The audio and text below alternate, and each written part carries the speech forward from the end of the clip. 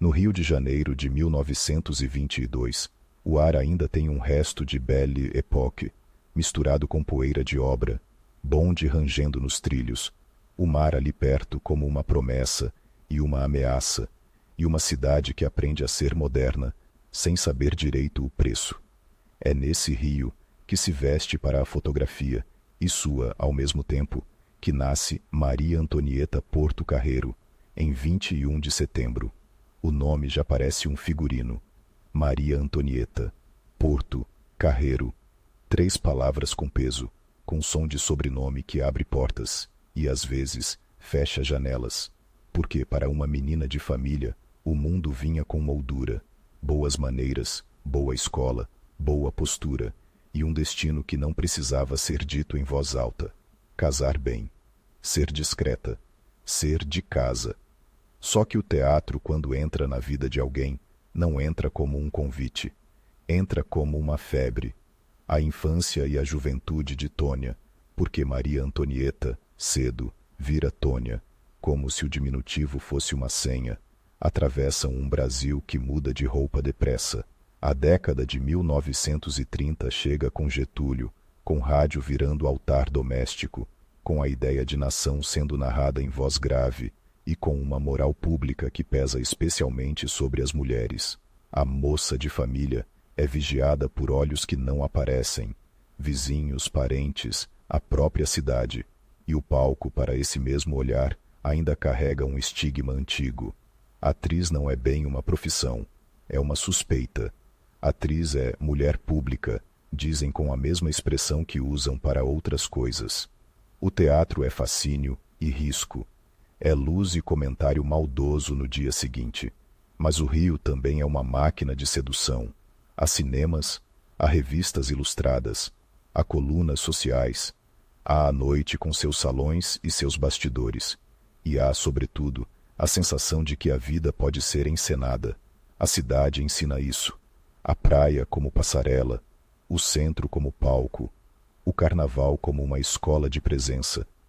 Para uma jovem com beleza evidente, e Tônia tinha uma beleza que a fotografia amava, uma elegância que parecia natural, como se tivesse nascido com a coluna ereta, o mundo oferece o papel mais fácil, o da mulher admirada. O problema é que ser admirada não basta quando a cabeça pede outra coisa, quando o corpo pede outra coisa, quando a voz por dentro pede texto. O teatro brasileiro naquele tempo ainda vive muito do ator estrela, do repertório que alterna comédias, dramas, melodramas e de companhias que dependem de bilheteria como quem depende de oxigênio. Não há estabilidade, não há carreira no sentido moderno, com planejamento e temporadas longas. Há coragem, há improviso. Há noites em que o público lota e noites em que o eco do teatro vazio parece um julgamento. E há uma distância enorme entre o que se faz aqui e o que se imagina como grande teatro europeu. Uma distância que alguns querem diminuir, outros acham que nem vale a pena medir. É nesse ambiente que a vocação de Tônia vai se formando como uma teimosia. Porque vocação, para uma mulher da sua origem, não é só desejo, é enfrentamento, é negociar com a família, com a expectativa social, com o medo do escândalo. É aprender a dizer eu vou, quando todo o resto diz não convém. E ao mesmo tempo, é aprender a não se perder na própria imagem, porque a imagem vem antes do trabalho, a imagem chega primeiro, a imagem grita, o camarim, esse lugar que mais tarde viraria quase um símbolo da sua vida, começa no início como imaginação. Um espelho com lâmpadas ao redor, o cheiro de pó de arroz, de base, de laquê, o tecido do figurino roçando a pele, a mão que treme um pouco antes de abrir a porta. Mas antes do camarim real existe o camarim mental. A ideia de que, para entrar em cena, é preciso construir uma pessoa, e construir uma pessoa dá trabalho, dá disciplina, dá método. Não é só vaidade, é técnica, é armadura. O Brasil dos anos 1940, com a Segunda Guerra ao fundo, e o país tentando se localizar no mapa do século, Também muda o consumo cultural. O rádio domina. A voz vira estrela. A canção popular vira identidade. E o teatro, para sobreviver, precisa se reinventar sem perder o público. Ao mesmo tempo, surgem movimentos de modernização que vão mexer com tudo. Com a encenação, com a interpretação, com a ideia de repertório, com a noção de companhia. Ainda não é o momento pleno dessa virada. Ela vai explodir com mais força nos anos 1950. Mas o terreno está sendo preparado. E, para uma jovem atriz, isso significa uma coisa simples e brutal. Ou você entra no jogo com seriedade, ou vira apenas ornamento. Tônia escolhe seriedade. E isso nela não aparece como sisudez, aparece como controle, como perfeccionismo, como uma necessidade quase física de dominar o que faz. A elegância, que o público vê como dom, por trás é treino, postura, dicção, ritmo, respiração. O teatro exige um corpo inteiro, exige que a voz atravesse a sala sem microfone, que a palavra chegue no fundo sem virar grito, que a emoção seja grande sem ser falsa. Exige repetição, exige ensaio, exige humildade diante do texto e, ao mesmo tempo, uma espécie de arrogância necessária para sustentar o olhar de centenas de pessoas. E aí vem o choque. A sociedade aceita a mulher elegante, mas não aceita tão facilmente a mulher que quer mandar no próprio destino. A atriz, especialmente a atriz bonita, é empurrada para um lugar estreito, o de musa, o de enfeite, o de diva, no sentido superficial. Só que Tônia, desde cedo, parece entender uma coisa que muita gente demora décadas para aprender. A imagem pode ser prisão, mas também pode ser ferramenta. Se o mundo insiste em olhar, então que olhe do jeito certo. Se o mundo quer glamour, então que o glamour abra espaço para o repertório. Se o mundo quer uma estrela, então que a estrela ilumine um teatro mais ambicioso. O começo profissional não é um salto cinematográfico, é uma escalada, é entrar no circuito, sentir o cheiro do palco, aprender a lidar com a crítica, essa entidade que no teatro tem um poder quase desproporcional, porque uma resenha pode salvar ou matar uma temporada. É aprender a lidar com o público, que não perdoa tédio, que não perdoa insegurança, que percebe quando o ator está fazendo e quando está sendo. É aprender a lidar com colegas, com hierarquias, com egos, com diretores. E para uma mulher, é aprender a lidar com o moralismo que ronda os bastidores como um fiscal invisível. O que ela veste, com quem ela sai, como ela fala, se ela ri alto demais, se ela é difícil, se ela é fácil. Tudo vira narrativa, tudo vira fofoca, tudo vira julgamento. O teatro, por outro lado, oferece uma liberdade que nenhuma sala de estar oferece. No palco, a mulher pode ser rainha, pode ser assassina, pode ser santa, pode ser ridícula, pode ser trágica, pode ser velha, pode ser jovem, pode ser tudo. E essa possibilidade de multiplicação, de viver várias vidas dentro de uma só, é um vício bom e perigoso, porque quando você descobre que pode ser muitas, voltar a ser apenas uma parece pouco. Tônia começa a ser notada. A beleza ajuda, claro, seria ingenuidade negar. Mas a beleza, no teatro, é uma moeda que se desvaloriza rápido se não vier acompanhada de presença. Presença é outra coisa. Presença é quando a pessoa entra e o ar muda, quando o silêncio se organiza, quando o olhar do público se alinha sem perceber. E presença, ao contrário do mito romântico, não é só carisma, é consciência de espaço, é tempo, é saber onde colocar a pausa, é saber que uma frase pode ser dita como lâmina ou como seda, é saber que o gesto pequeno, visto de longe, precisa ser desenhado com precisão. O Rio, nesse período, é também um lugar de encontros culturais. Artistas circulam, ideias circulam, e o teatro começa a se contaminar com uma ambição nova, a de ser mais do que entretenimento. a de ser arte com linguagem própria, com encenação pensada, com dramaturgia escolhida por critérios estéticos, não apenas comerciais. Mas isso não acontece sem resistência, porque o teatro vive de bilheteria, e bilheteria, muitas vezes, quer o conhecido, o confortável, o riso fácil, o drama que não incomoda demais. A modernização, quando chega, chega como conflito entre o que dá dinheiro e o que dá sentido, entre o que lota e o que marca a época. Para uma atriz em ascensão, essa tensão vira uma encruzilhada. Se ela escolhe apenas o caminho seguro, vira celebridade de temporada. Se escolhe apenas o caminho difícil, pode virar mártir sem público. O talento aqui é encontrar a passagem estreita entre os dois. E Tônia, desde cedo, parece ter faro para essa passagem. Ela entende que o teatro precisa de público, mas também entende que o público pode ser educado, não no sentido professoral, e sim no sentido de ser conduzido, seduzido, puxado para um patamar mais alto, sem perceber que está subindo. O espelho do camarim, quando finalmente deixa de ser imaginação e vira rotina, vira também um tribunal. Porque o espelho não mente.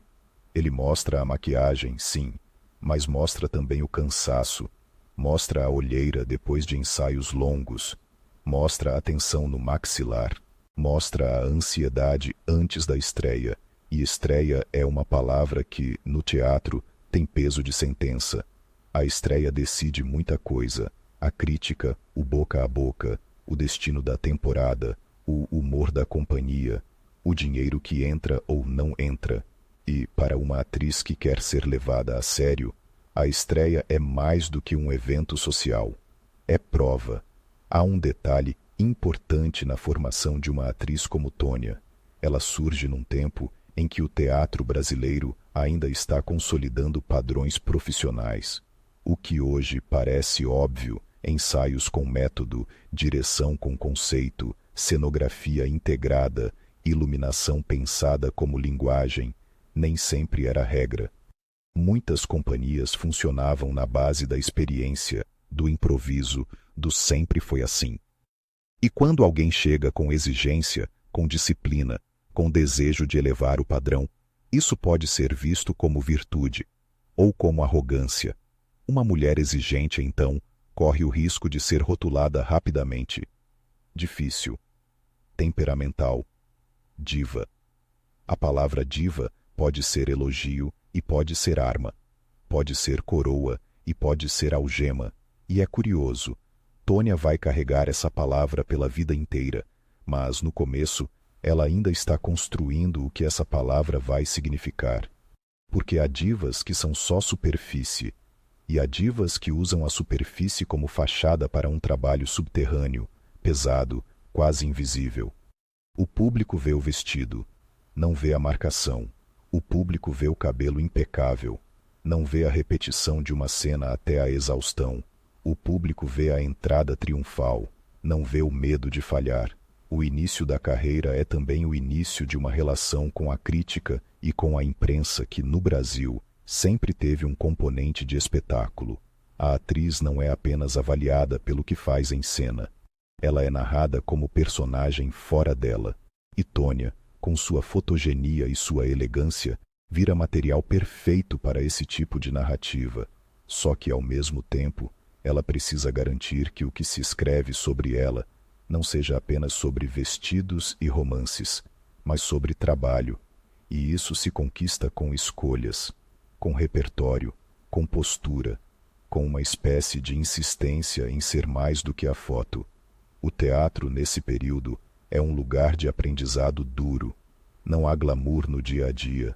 Há poeira de cenário, há figurino pesado, há calor de refletores, há maquiagem derretendo, há troca rápida de roupa, há sapato apertado, há dor nas costas, há garganta arranhando de tanto projetar a voz. Há também a convivência intensa de companhia, gente que se ama e se odeia na mesma semana, porque o teatro é uma família forçada, unida por necessidade e por sonho. E, no meio disso, uma jovem atriz precisa encontrar seu lugar sem se perder. Precisa ser firme sem virar pedra. Precisa ser flexível sem virar pano. A decisão de ser atriz para Tônia não é apenas uma escolha profissional. É uma escolha de identidade. É dizer, eu vou existir em público. Eu vou ser vista. Eu vou ser julgada. E eu vou continuar. Isso num país que ainda carregava muito conservadorismo. Era um ato de coragem silenciosa. Não é a coragem de quem grita, é a coragem de quem sustenta. E então, pouco a pouco, o nome Tônia Carreiro começa a se fixar, não apenas como promessa, mas como presença real no circuito. O reconhecimento inicial, aquele momento em que a crítica percebe, em que o público comenta, em que colegas respeitam, é uma espécie de batismo. E esse batismo tem um preço. A partir daí, não dá mais para ser amadora.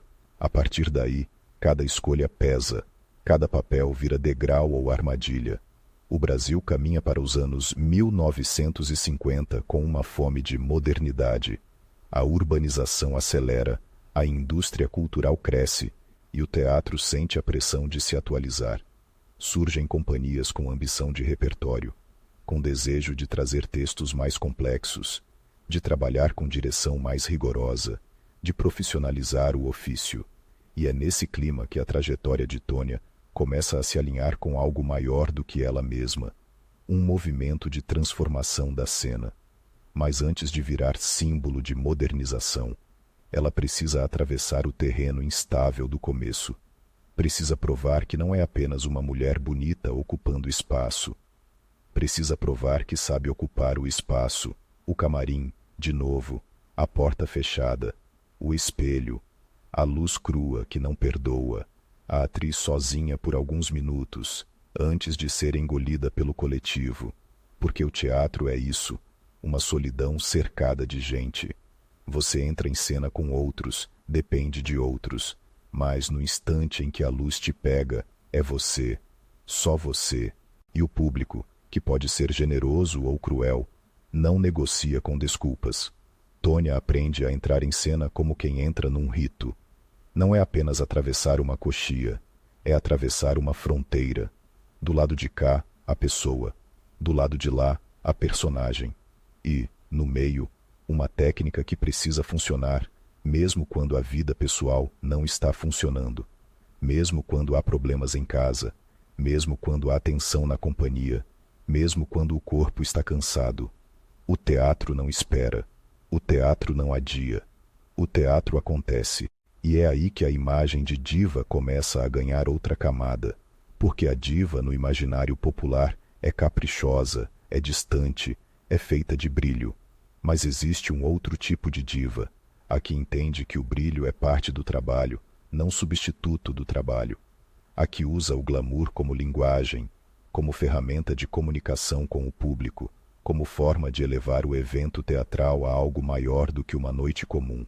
A que transforma a ida ao teatro em ritual social e, ao mesmo tempo, entrega em cena algo que justifica o ritual, essa tensão entre superfície e profundidade, entre o que se vê e o que se constrói, acompanha Tônia desde o começo.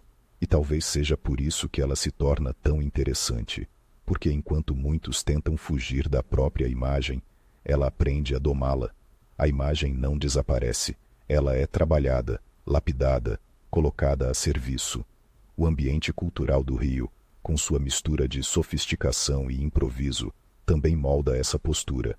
Há um certo código de elegância carioca, uma forma de estar no mundo que valoriza a leveza, o humor, a conversa. Mas o teatro exige densidade, exige mergulho. E Tônia, ao que tudo indica, aprende a fazer as duas coisas. Ser socialmente impecável e artisticamente obstinada. Uma combinação rara, porque a vida social pode engolir a vida artística e a vida artística pode destruir a vida social.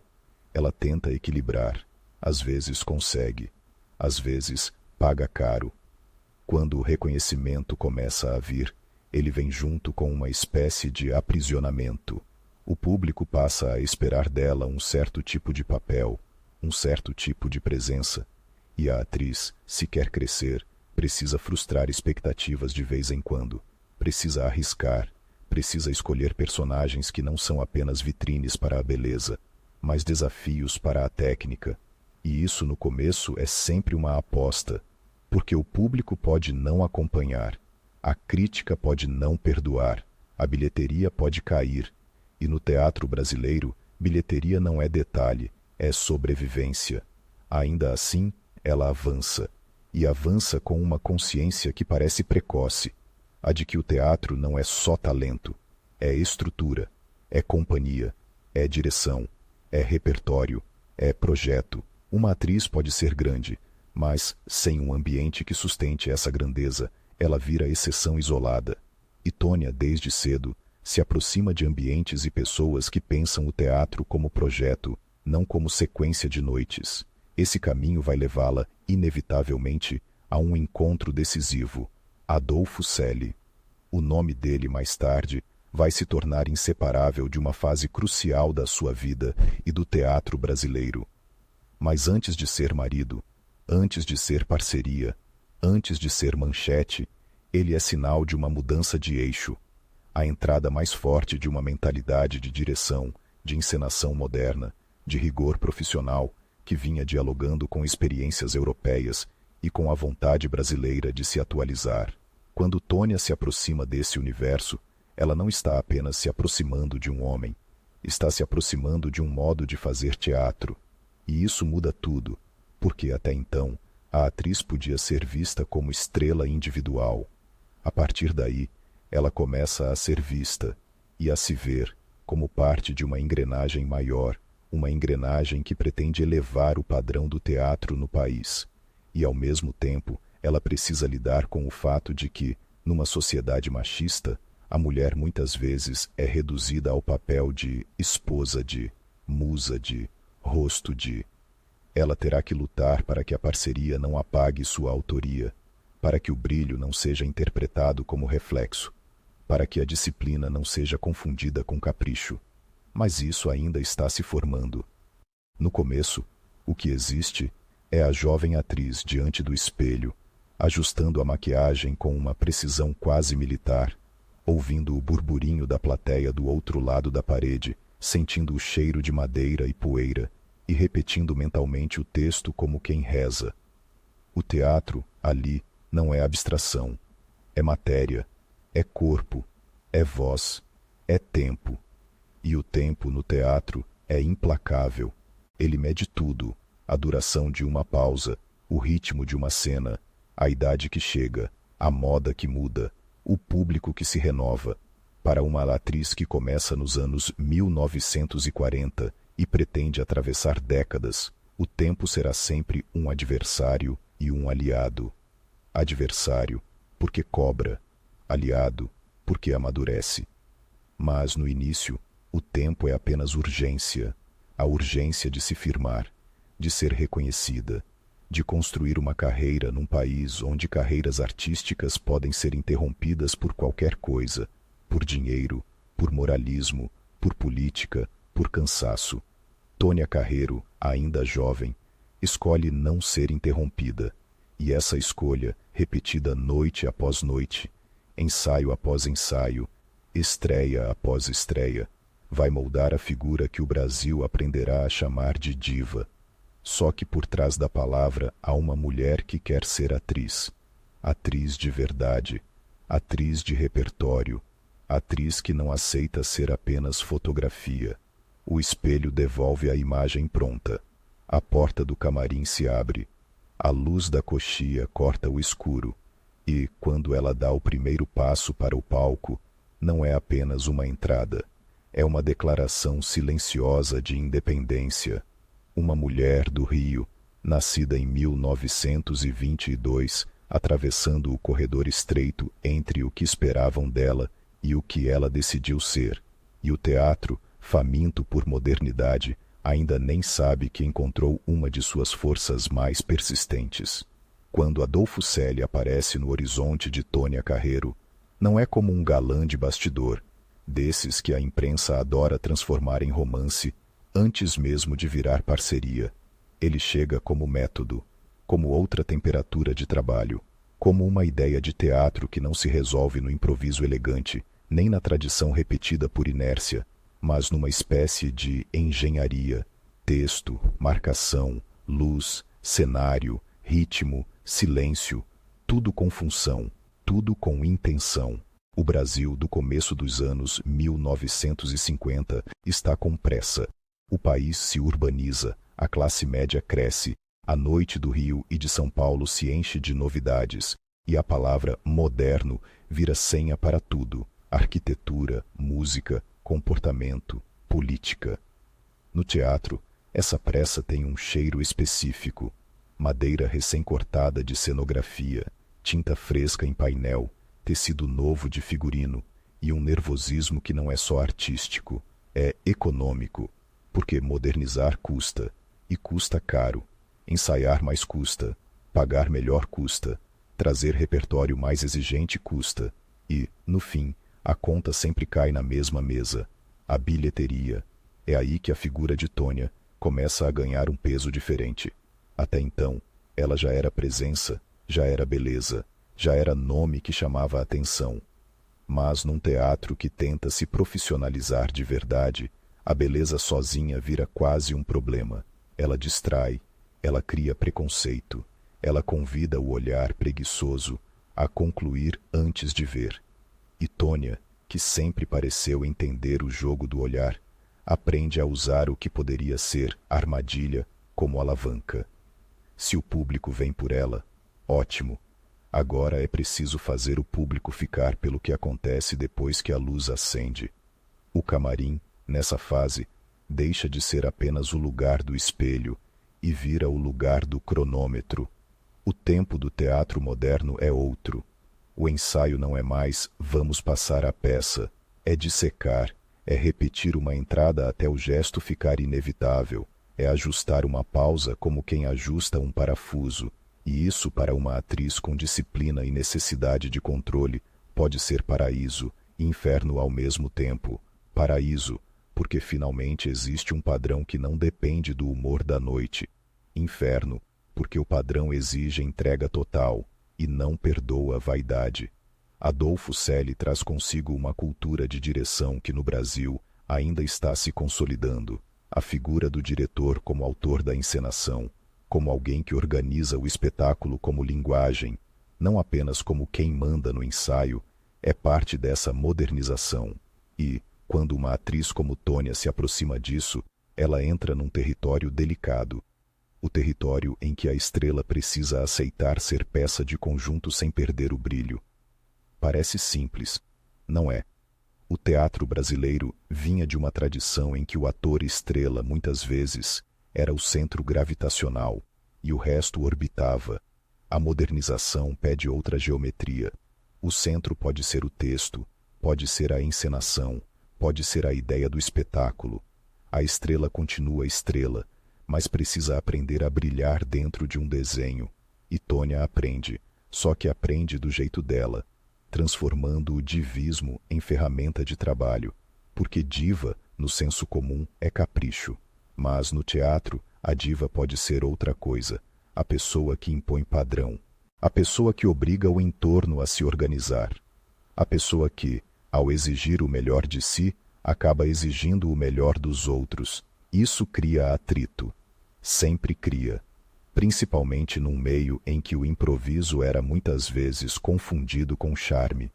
O casamento com Adolfo Celi, além de virar assunto social, e vira, porque o Brasil adora uma história que mistura palco e vida, coloca Tônia no centro de um projeto de teatro mais ambicioso.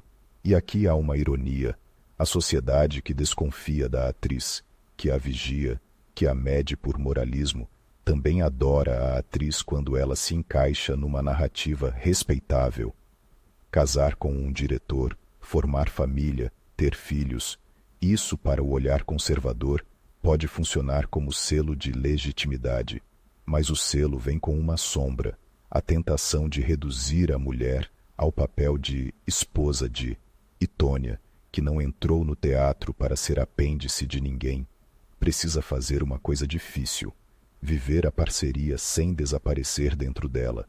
Ela tem 3 filhos, entre eles Cecil Tiré, que mais tarde também se tornaria ator e diretor, e a maternidade, para uma atriz em ascensão, não é detalhe biográfico, é logística brutal. O teatro não respeita horário de criança.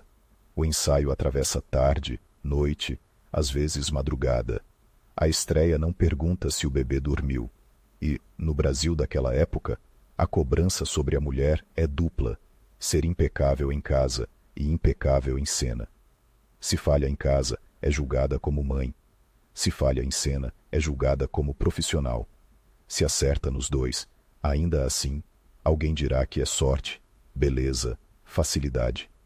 O mérito para a mulher costuma ser sempre negociado, e, no entanto, é justamente nesse período que Tônia se consolida como protagonista de montagens que ajudam a fixar um novo padrão de teatro no país. O repertório ganha outra densidade. A encenação ganha outra inteligência visual. A interpretação pede outra precisão.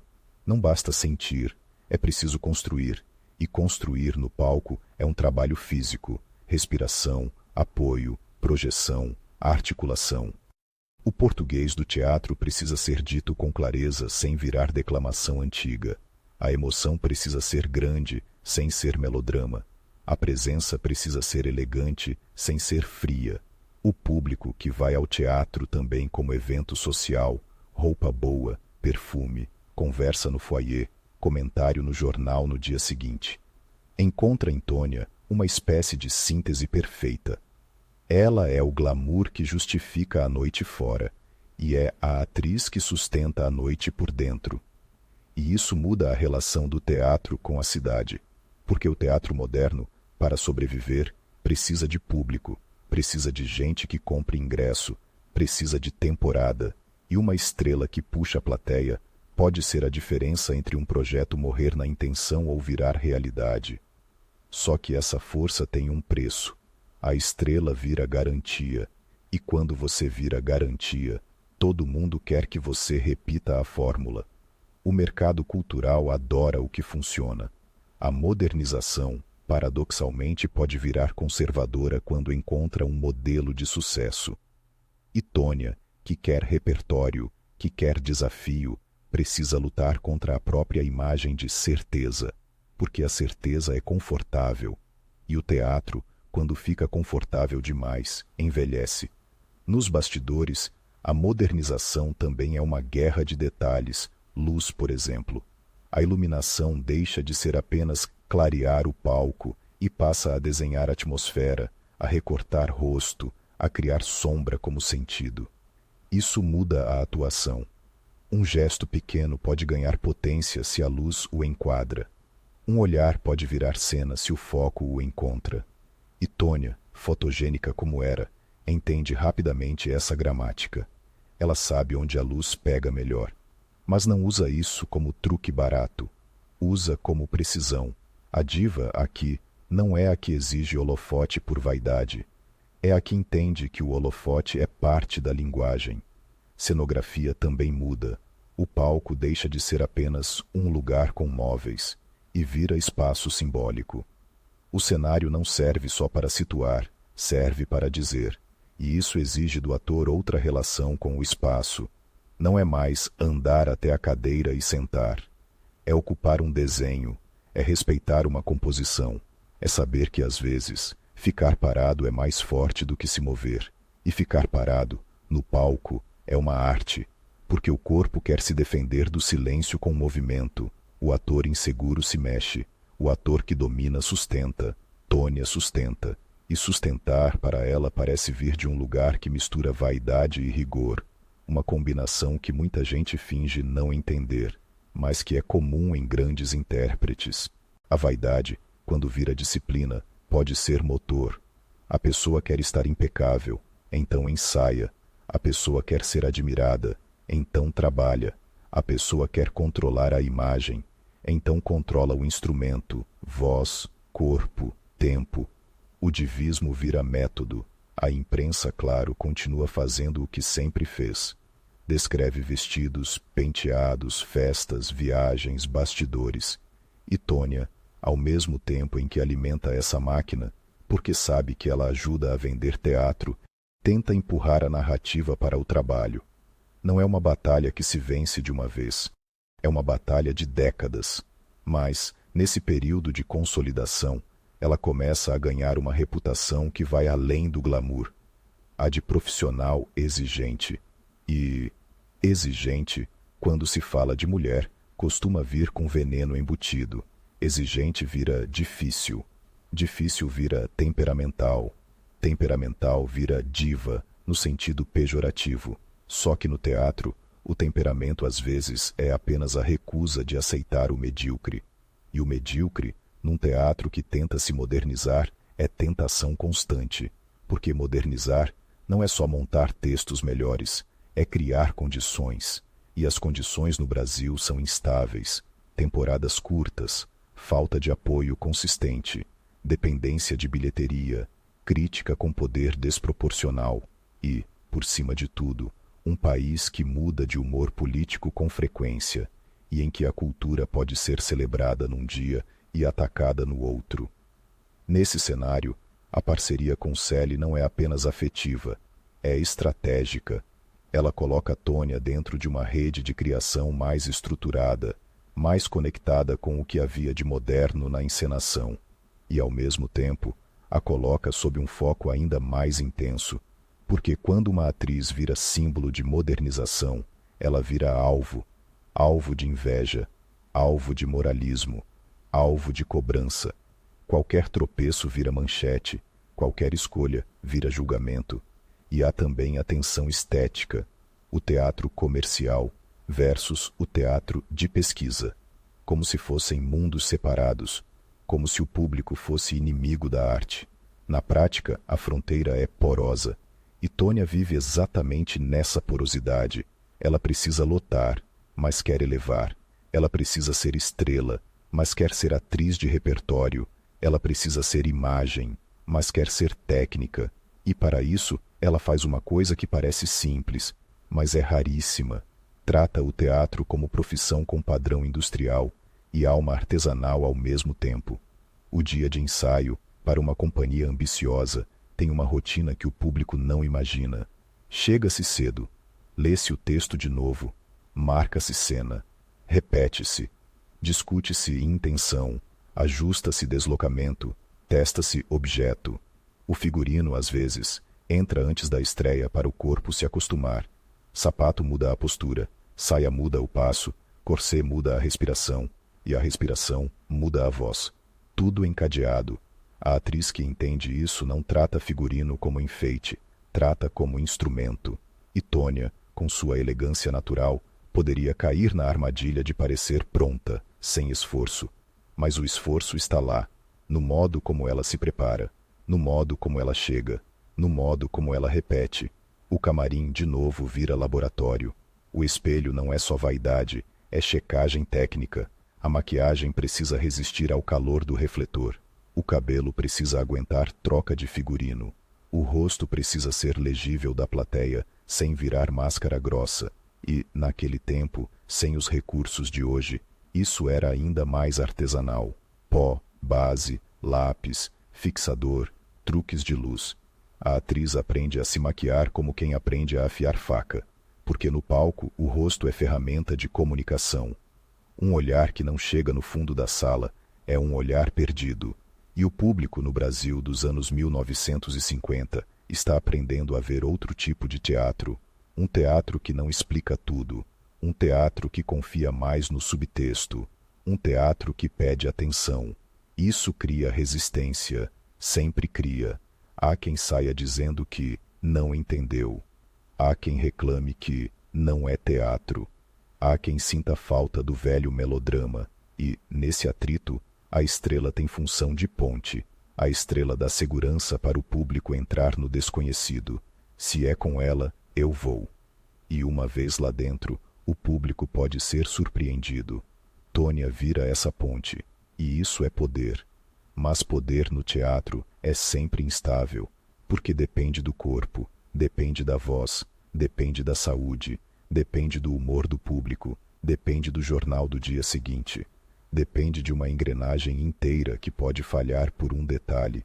um produtor que não paga, um teatro que fecha, uma temporada que encurta, uma crise econômica que esvazia a plateia. Por isso, a consolidação dela como estrela de companhia não é apenas um triunfo artístico, é uma vitória administrativa, é manter um padrão de produção, é sustentar temporadas, é negociar com empresários, com teatros, com imprensa, é lidar com o lado menos romântico do palco, contrato, cachê, custo de cenário, custo de figurino, custo de divulgação. A diva, aqui, não é só a mulher que entra em cena e recebe aplauso, é a mulher que muitas vezes segura o projeto com o próprio capital simbólico. O nome dela vira garantia para patrocinador, para jornal, para público, e isso dá a ela uma responsabilidade que pode ser sufocante. Se a peça fracassa, não fracassa só a peça, fracassa a Tônia. E, ao mesmo tempo, a vida pessoal não para. O casamento com Célie, como qualquer parceria intensa, vive de admiração e atrito. Teatro é convivência extrema, é decisão estética virando discussão doméstica, é crítica virando silêncio no jantar, é sucesso virando euforia e, no dia seguinte, cobrança por mais. E há filhos, há casa, há uma sociedade que observa, há o moralismo sempre pronto para transformar qualquer rumor em sentença. Mas é justamente nessa pressão que a imagem pública dela se cristaliza. A mulher impecável. A mulher que parece nunca estar desalinhada. A mulher que atravessa o foyer como se o mundo fosse um tapete. Só que por trás existe a outra imagem, a que quase ninguém vê. A atriz com o texto marcado, com anotações, com a cabeça cheia de ritmo, com o corpo cansado, com a garganta seca, com o medo antigo de falhar que nunca vai embora. Porque o teatro, mesmo para os grandes, nunca vira rotina confortável. O teatro é repetição, sim, mas repetição diante do risco. Toda noite é a mesma peça, toda noite é outra peça. E a modernização do teatro brasileiro, nessa fase, tem muito disso. Transformar o risco em método. Não depender do improviso heróico. Não depender do vai dar certo, criar condições para dar certo.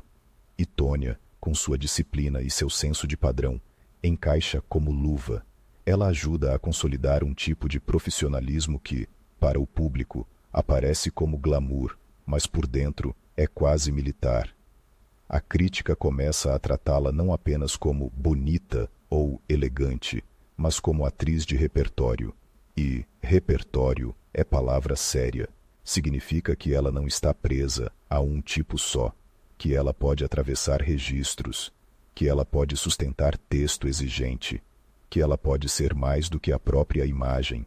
Isso, para uma mulher rotulada como diva, é uma conquista silenciosa, porque o rótulo de diva, se não for domado, vira caricatura, e ela não quer caricatura, ela quer permanência.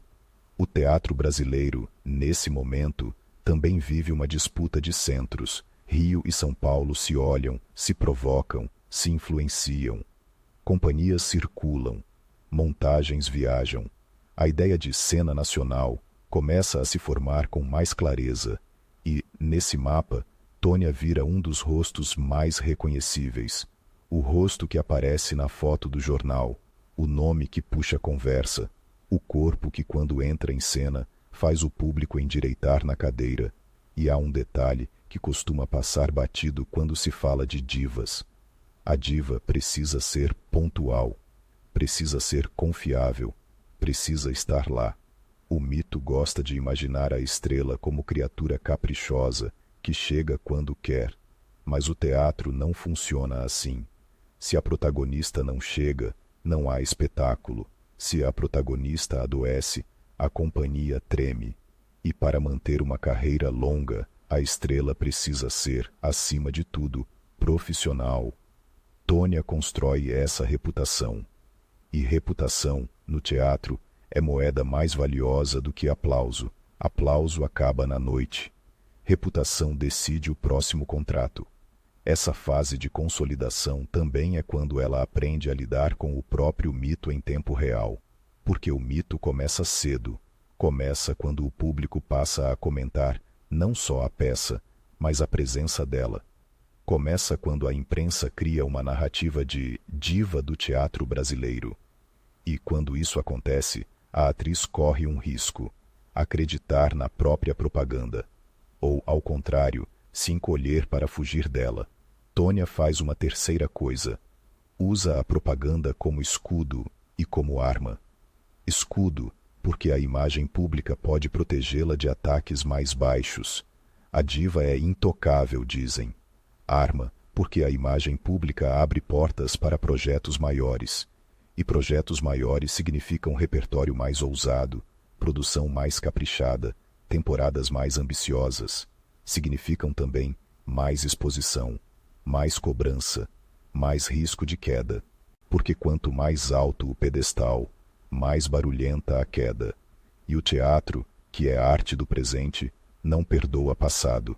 O público pode amar você ontem e exigir que você prove tudo de novo hoje. No fim de uma noite, depois do aplauso, depois do cumprimento, depois do burburinho no corredor, ela volta ao camarim. A porta fecha. O barulho da plateia vira um som distante, como mar atrás de parede, e o espelho está lá, de novo, com sua luz crua. A maquiagem começa a sair. O rosto volta a ser rosto. E nesse momento, a diva desaparece por alguns minutos. Fica a trabalhadora, a mulher que sabe que amanhã tem ensaio, que sabe que a próxima estreia não vai respeitar o sucesso da anterior, que sabe que o teatro moderno que ela ajuda a construir é uma máquina faminta, sempre quer mais precisão, mais verdade, mais risco. E é assim que ela se firma, não como ícone de superfície, mas como força de companhia, uma estrela que não serve apenas para brilhar, serve para puxar o teatro brasileiro para um patamar de ambição e profissionalismo que até então parecia privilégio de poucos. O glamour nela não é fuga do trabalho, é a embalagem de um trabalho duro. E, quando a cortina sobe, a embalagem some. Fica a cena. Fica a voz atravessando a sala. Fica o corpo ocupando o espaço com uma autoridade que não nasceu pronta, foi construída, noite após noite, diante do espelho e diante do público. O problema de virar sinônimo de diva é que o país passa a te enxergar como um cartaz, um rosto, um vestido, um acontecimento social. E o teatro, que é feito de carne, de saliva, de respiração e de erro possível, começa a ser cobrado como se fosse fotografia, sempre igual, sempre perfeita, sempre pronta para a coluna do dia seguinte. Para Tônia Carreiro, o auge não chega como descanso, chega como aperto, porque quando o nome vira garantia, a engrenagem inteira se pendura nele. Empresário quer segurança, dono de teatro quer lotação, jornal quer manchete, crítico quer a grande interpretação. E o público, esse público que se arruma, atravessa a cidade, estaciona o carro, compra o programa, senta e espera, quer duas coisas ao mesmo tempo. Quer ser confortado pela estrela que já conhece e quer ser surpreendido por algo que ainda não sabe nomear. É uma contradição que o palco conhece bem e que a vida de Tônia vai conhecer melhor ainda. O camarim, nessa fase, tem cheiro de laquê e de tecido guardado, mas também tem cheiro de papel, texto, anotações, páginas dobradas, um lápis que marca entradas, sublinhados, respirações. A luz do espelho não é gentil.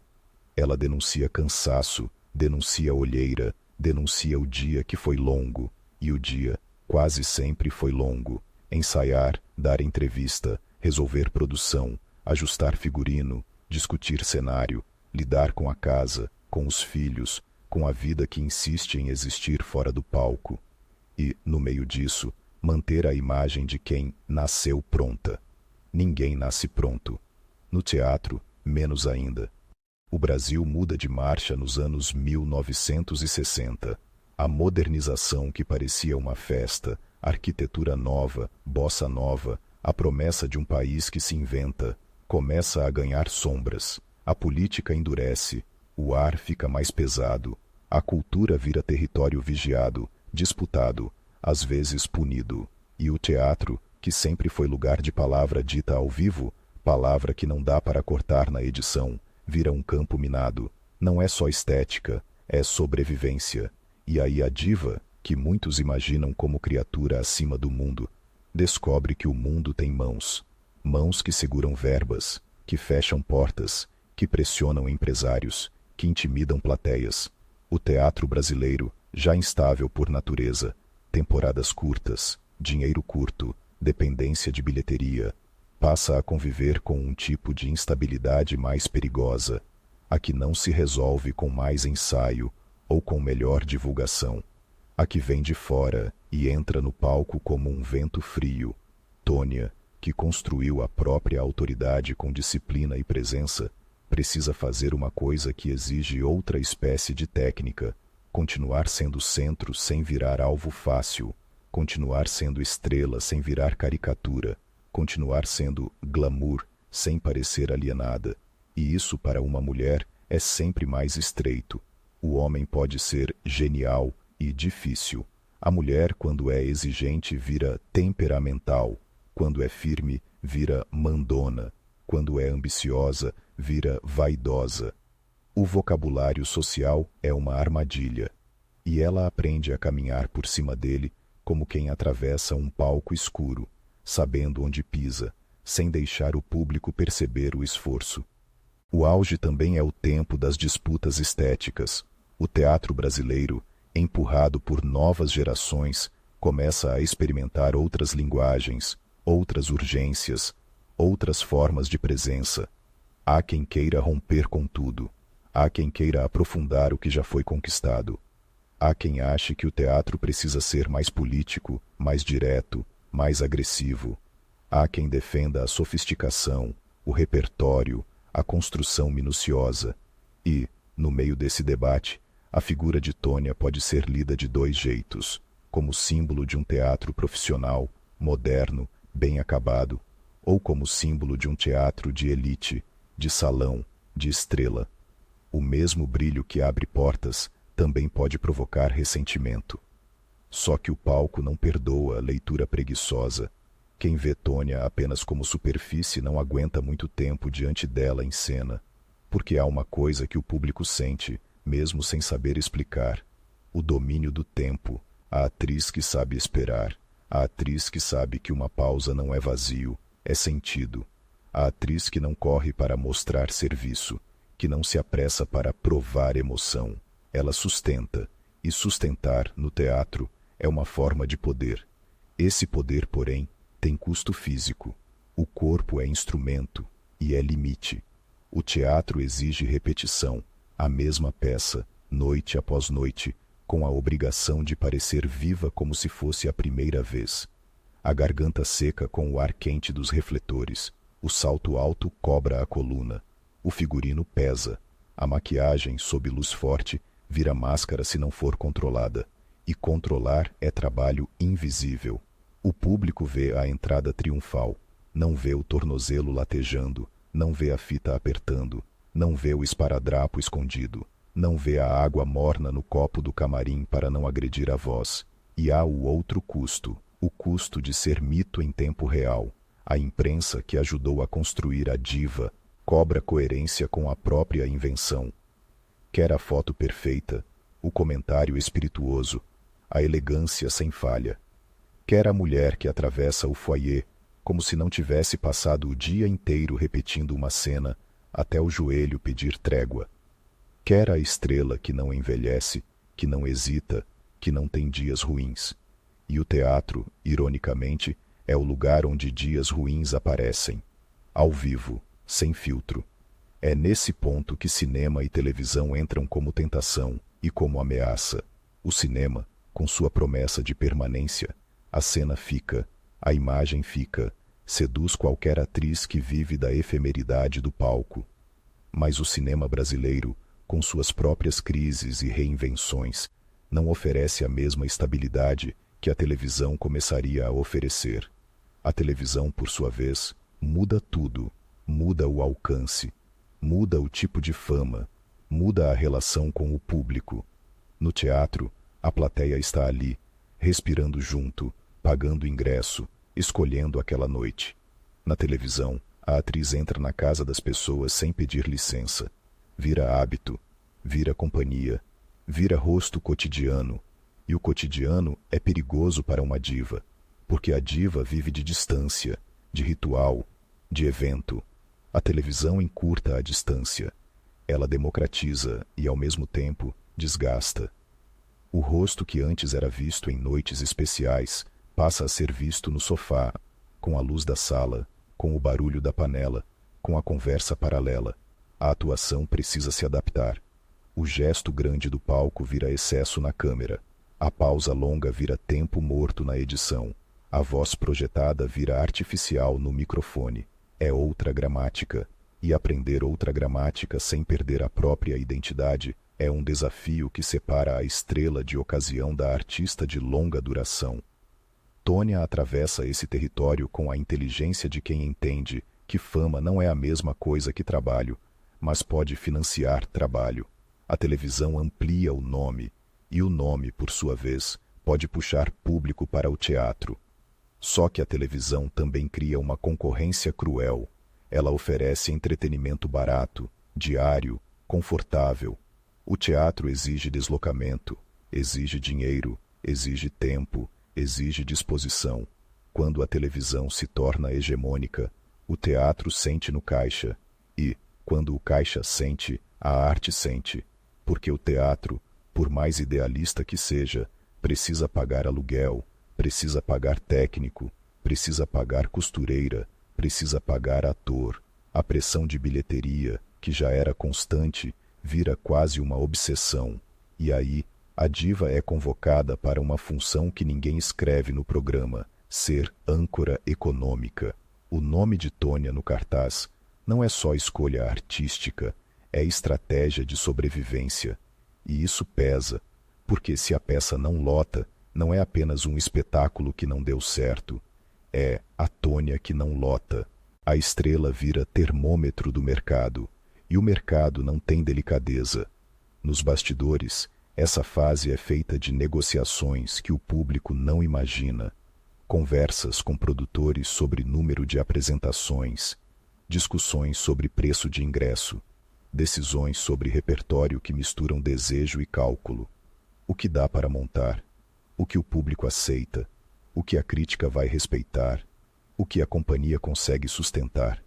E, no meio disso, a atriz que quer ser levada a sério precisa proteger o próprio núcleo, o trabalho de interpretação. Porque se ela se perde na administração, vira empresária. Se ela se perde na imagem, vira celebridade. E ela quer ser atriz. Atriz com A maiúsculo, mas sem precisar dizer isso em voz alta. O casamento com Adolfo Celi, que já foi parceria e projeto, também sente o peso do tempo e do mito. Duas pessoas fortes, dois temperamentos, duas ambições, duas maneiras de enxergar o palco. O teatro aproxima e desgasta. Aproxima porque cria uma língua comum, marcação, ritmo, intenção, silêncio. Desgasta porque não há refúgio. A crítica entra em casa, o sucesso entra em casa, o fracasso entra em casa. E, quando há filhos, a equação fica ainda mais delicada. Porque o palco não espera, mas a infância também não.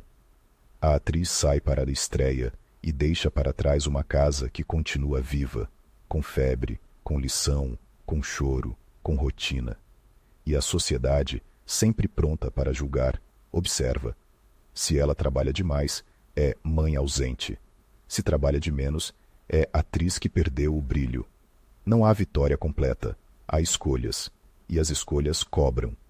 O auge, então, não é uma linha reta, é uma corda esticada, e, sobre essa corda, Tônia caminha com um tipo de elegância que não é só estética, é técnica de sobrevivência. Ela sabe que o público quer a diva, mas ela também sabe que o público, no fundo, respeita quem entrega, e entregar, no teatro, é uma forma de honestidade. Você pode ter o vestido mais caro, o penteado mais perfeito, a foto mais bem iluminada. Se a cena não acontece, a plateia sente. Pode até aplaudir por educação, mas sente. E Tônia não vive de aplauso educado. Vive de aplauso conquistado. Há noites em que a consagração parece um ruído físico, o teatro cheio, o burburinho antes de abrir a cortina, o som de programas sendo folheados, o perfume misturado ao cheiro de madeira e poeira de palco. A luz apaga, um silêncio que não é silêncio, é expectativa. E quando ela entra, há um pequeno ajuste coletivo na sala, como se todo mundo endireitasse a coluna ao mesmo tempo. Isso é poder. Mas é um poder que precisa ser renovado a cada noite. Porque o teatro não guarda crédito. O teatro não diz, ela já foi ótima ontem. O teatro diz, seja ótima agora. E ao mesmo tempo a crítica, essa entidade que no Brasil pode ser carícia e faca, acompanha cada passo. Há elogios que parecem coroas. Há elogios que parecem armadilhas, porque congelam a atriz numa imagem. A grande dama, a eterna diva, a elegância em pessoa. E há críticas que, mesmo quando falam de arte, carregam moralismo. A mulher é julgada pelo corpo, pela idade, pela roupa, pelo tom de voz, pela vida privada. O homem pode envelhecer e virar maduro. A mulher envelhece e vira passada. E Tônia, que construiu a própria carreira em cima de presença e controle, sente a aproximação desse julgamento como quem sente uma corrente de ar antes da tempestade. A televisão, nesse sentido, é faca de dois gumes. Ela dá longevidade de imagem, mas também expõe o tempo no rosto. A câmera é cruel e generosa ao mesmo tempo. Ela capta nuance, mas não perdoa cansaço. E o público, acostumado a ver a atriz de perto na tela, chega ao teatro com outra expectativa. Quer ver a Tônia da televisão e encontra a Tônia do palco, que é maior, mais ampla, mais arquitetada. Alguns se encantam, outros estranham. E a atriz precisa administrar esse choque de linguagens sem trair nenhuma delas. O cinema, quando aparece, oferece outra espécie de desafio, a fragmentação. No teatro, a personagem nasce e morre na mesma noite, em linha contínua. No cinema, a cena é pedaço, repetição, ângulo, espera, silêncio técnico, corta, mais uma. A atriz que vem do palco precisa aprender a economizar, a guardar energia para o take certo, a confiar que a montagem vai construir o arco. Para alguém como Tônia, acostumada a controlar o ritmo ao vivo, isso pode ser desconfortável, mas também pode ser libertador. A possibilidade de uma intimidade que o palco, com sua distância, raramente permite. E, enquanto ela transita entre meios, o teatro brasileiro continua mudando. Novas estéticas surgem, novas companhias, novas urgências. O público se fragmenta, a cidade muda, o Rio muda, São Paulo muda, a noite muda, o dinheiro muda, o país muda. E a diva, para não virar peça de museu, precisa se reposicionar sem perder o que a fez ser quem é. Não é simples, porque reposicionar para uma estrela pode parecer fraqueza, pode parecer admitir que o tempo passou. Mas no teatro, negar o tempo é suicídio. O palco é o lugar onde o tempo aparece no corpo, na voz, na respiração. E a grande atriz é aquela que transforma o tempo em matéria de cena, não em inimigo. Nos bastidores, isso se traduz em escolhas de papel, em aceitar personagens que não são mais a jovem deslumbrante, mas a mulher com história, com cicatriz, com memória, em trocar a sedução óbvia por uma autoridade mais complexa, em permitir que a plateia veja outras camadas. E isso exige coragem, porque o público muitas vezes quer a mesma imagem de sempre, quer a diva congelada no auge. Mas o teatro não é fotografia, o teatro é transformação, e a atriz que se recusa a transformar vira estátua, a atriz que aceita transformar vira legado. Há também o custo emocional do mito. A solidão da estrela é real, mesmo cercada de gente, porque quando todos te olham como símbolo, poucos te olham como pessoa. O camarim, de novo, vira refúgio e prisão. Refúgio porque ali ela pode tirar a peruca, soltar o cabelo, limpar o rosto. respirar sem ser observada.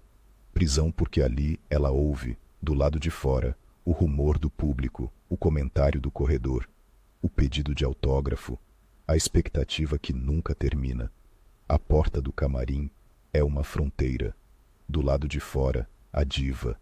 Do lado de dentro, a trabalhadora que sente medo como qualquer outra, que sabe que uma falha pode virar notícia, que sabe que o aplauso de hoje não garante o de amanhã.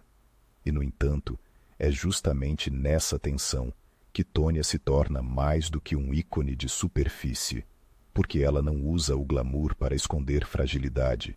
Ela usa o glamour para criar condições de trabalho, para impor padrão, para exigir ensaio, para exigir qualidade, para puxar repertório, para convencer público e imprensa de que vale a pena sair de casa e pagar ingresso para ver algo que não é fácil, que não é descartável, que não cabe em resumo.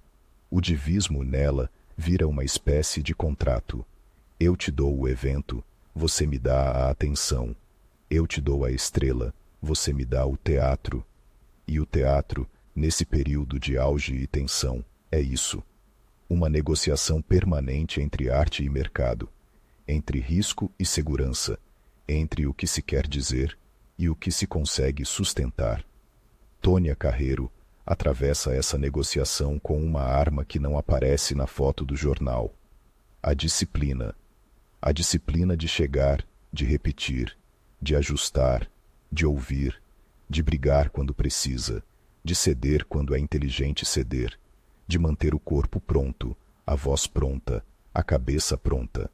A disciplina de entrar em cena como rito, sempre o mesmo, sempre diferente. No fim de mais uma noite, quando o teatro esvazia e o corredor fica com aquele eco de passos que já foram embora, ela volta ao espelho.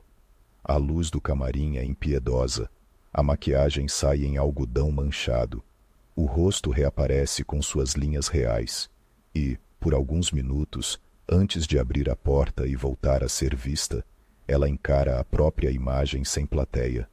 Não há aplauso ali, não há crítica ali, só a pergunta silenciosa que o teatro faz a quem vive dele. Amanhã você consegue de novo? E ela consegue, não porque seja fácil, mas porque para Tônia o auge nunca foi um lugar de chegada, foi um lugar de trabalho, um lugar onde a diva, para continuar existindo, precisava ser, acima de tudo, atriz. O tempo, esse diretor invisível que não pede licença, começa a mexer na marcação. Não é uma virada brusca, não é um agora acabou. É mais cruel, é gradual. Um dia você percebe que a cidade já não se veste do mesmo jeito para ir ao teatro, que o foyer já não é o mesmo ritual de perfumes e conversas em voz baixa, e sim, um corredor apressado, gente chegando em cima da hora, gente que pergunta onde estaciona, gente que olha o relógio. Outro dia você percebe que a crítica mudou de tom, que a palavra clássico pode ser elogio ou pode ser sentença. E, num terceiro dia, você percebe que o seu próprio corpo, que sempre foi instrumento obediente, começa a cobrar juros. Tônia Carreiro atravessa essa passagem de eras como quem atravessa um palco com luz baixa, sem tropeçar, mas sentindo cada degrau. A televisão, já dominante, não é mais novidade, é hábito nacional.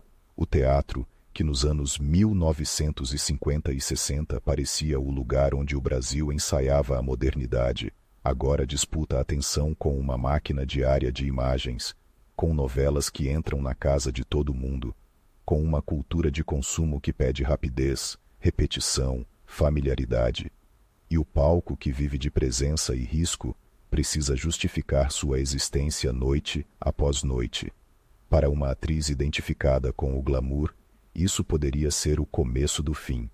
Porque glamour, quando vira só lembrança, vira peça de museu. Mas Tônia nunca foi só lembrança. O divismo dela sempre teve uma engrenagem por trás. Método, disciplina, uma espécie de ética do ofício. E é essa ética que permite a reinvenção sem alarde, sem discurso, sem pedir desculpas por envelhecer, como se envelhecer fosse falha de caráter. O camarim continua sendo o centro do mundo, o espelho, o mesmo juiz, a luz, a mesma crueldade, só que agora o espelho não devolve apenas a imagem da estrela, devolve a história inteira. A pele, que antes parecia uma superfície perfeita para a maquiagem, agora exige outra negociação, mais cuidado, mais tempo, mais técnica para que a máscara não endureça o rosto. O figurino, que antes era aliado do impacto, agora precisa ser aliado do conforto também. Porque o corpo não perdoa. A voz, que sempre foi arma de precisão, pede aquecimento mais longo, pede silêncio antes do espetáculo, pede água na temperatura certa, pede respeito. E respeito, no teatro, é uma palavra prática, significa rotina. Há uma mudança silenciosa no tipo de papel que a vida oferece. A jovem deslumbrante, a mulher que entra e a sala inteira se ajeita na cadeira, não desaparece. Ela se transforma. Vem a mulher que carrega memória, a mulher que não precisa seduzir para dominar, a mulher que domina porque sabe, porque viu, porque atravessou. E isso, para uma atriz de verdade, é um presente perigoso. Presente porque abre novas camadas. Perigoso porque o público, muitas vezes, quer a fotografia antiga, quer a diva congelada no auge, quer a ilusão de que o tempo só passa para os outros. O teatro brasileiro, nesse período, também está em outra fase. As companhias mudam, os modelos de produção mudam, as temporadas encurtam, os patrocínios aparecem e desaparecem como chuva de verão. A lógica do mercado cultural se torna mais complexa. Leis de incentivo, projetos, editais, contrapartidas, planilhas. O palco, que sempre foi poesia e suor, passa a ser também burocracia. E para quem viveu a época em que a companhia era quase uma família, com seus amores, suas brigas, suas lealdades, essa nova engrenagem pode parecer fria, mas Tônia entende uma coisa essencial. O teatro sempre foi instável. O que muda é a forma da instabilidade, e há ainda o peso de ser referência. Ser referência é bonito no discurso, mas no cotidiano é uma cobrança permanente. A atriz mais jovem olha e mede. O diretor olha e espera. O público olha e compara com a lembrança que ele mesmo inventou. A imprensa olha e procura o momento simbólico. A grande dama, a última diva, a sobrevivente de uma era. E esse tipo de narrativa, por mais elogiosa que pareça, pode ser uma armadilha, porque transforma a artista em monumento. E monumento não ensaia, monumento não erra, monumento não sua, monumento não tem medo. Só que Tônia, por trás do monumento, continua sendo trabalhadora, e o trabalho, no teatro, é feito de detalhes que ninguém aplaude diretamente. É a marcação repetida até virar reflexo. É a respiração colocada no lugar certo, para que a frase não morra no meio. É o ouvido atento ao parceiro de cena, porque o teatro é coletivo, e quando um cai, o outro segura. É a humildade técnica de ajustar uma intenção porque o diretor pediu, porque a cena pediu, porque a noite pediu. E é também a autoridade de dizer não, quando o ajuste ameaça a verdade do personagem. Essa mistura de humildade e autoridade é rara, e é aí que a diva vira mais do que imagem, vira padrão. A televisão, que poderia ter engolido a atriz de teatro, vira uma espécie de segunda pele. Ela amplia o alcance, dá outra forma de popularidade, coloca o rosto de Tônia em gerações que talvez nunca tivessem comprado ingresso para vê-la ao vivo. Mas a televisão também tem seu preço. Ela aproxima demais. Ela tira o mistério. Ela faz o público achar que conhece a pessoa, quando conhece apenas a imagem. E, para uma mulher que sempre trabalhou com a distância ritual do palco, a entrada, a luz, o silêncio, o impacto, essa intimidade forçada pode ser desconfortável. Ainda assim, há uma inteligência estratégica nisso tudo. A fama televisiva pode puxar público para o teatro, pode financiar montagens, pode dar fôlego para escolhas menos óbvias. E Tônia, que nunca confundiu aplauso com estabilidade, sabe que o nome no cartaz é uma moeda. Uma moeda que pode comprar tempo de ensaio, cenário melhor, elenco mais forte, temporada mais longa. O glamour, nesse sentido, não é vaidade, é ferramenta, é capital simbólico convertido em condições de trabalho. Mas o tempo não negocia. Ele chega também na vida privada, na estrutura familiar, na forma como a casa se organiza. Tônia foi casada com Adolfo Celi, diretor fundamental na modernização do teatro brasileiro, e dessa união vieram 3 filhos, entre eles Cecil Tiré, que se tornaria diretor e ator, carregando no próprio sobrenome uma ponte entre gerações de palco. Há algo de quase teatral nisso. A profissão que devora noites, fins de semana, feriados, também cria linhagens, cria continuidades. Só que continuidade não é herança automática, é convivência com o preço do ofício, porque o teatro cobra presença, e presença, para quem tem filhos, é sempre uma matemática impossível. A estreia não espera a febre passar. A temporada não se ajusta ao calendário escolar. O ensaio não respeita o cansaço doméstico, e a sociedade, sempre pronta para julgar a mulher com mais dureza do que o homem, observa com lupa. A atriz é mãe, é esposa, é mulher de família, como se o palco fosse uma suspeita moral. Tônia atravessa décadas em que esse moralismo muda de roupa, mas não desaparece, e atravessa com uma arma que não faz barulho: profissionalismo, chegar, cumprir, entregar, não dar ao mundo o prazer de dizer que ela não aguenta. A longevidade, no caso dela, não é apenas continuar aparecendo, é continuar importando. E importar no teatro significa escolher bem onde colocar a energia. Significa aceitar que certos papéis não voltam, e que isso não é derrota, é transformação. Significa entender que a grande atriz não é aquela que repete o mesmo efeito por 40 anos, e sim aquela que encontra novas verdades quando o corpo muda, quando a voz muda, quando o olhar muda. Há um tipo de cena que só uma atriz madura consegue fazer. Uma cena em que o silêncio pesa mais do que a fala, em que a pausa não é tempo morto, é memória, em que um gesto mínimo, um ajuste de luva, um olhar para o chão, uma respiração antes de responder, carrega uma vida inteira.